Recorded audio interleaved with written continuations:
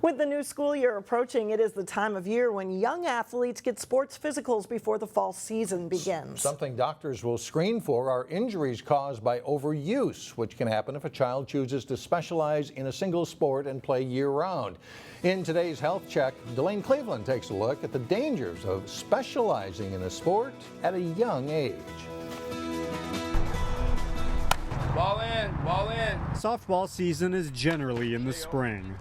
There you go, good rip. But that's not the case for the Diamond Divas, a team made up of girls from the Northwest Metro who, if they so choose, can play the game year-round. Yes, we have a few players on the team that play softball year-round. There are other girls that play multiple sports that's on the team as well. Coach KJ Johnson is a former athlete himself, and not only is he open to the idea of the girls on his team playing multiple sports, he encourages it. I always instruct the player and the parent to make sure that she's not overusing her muscles or being over athletic in that one specific area. Have her try other things. According to doctors from Tria Orthopaedic, not enough young athletes follow that lead. Sports specialization has become more and more common with all the sports, and part of that is just because of the crazy youth sports culture that we have created. Dr. Heather Bergeson practices pediatric sports medicine, and she says if kids specialize in a sport before the age of 13 or 14, they're more likely to suffer from overuse injuries because their bodies aren't ready for it.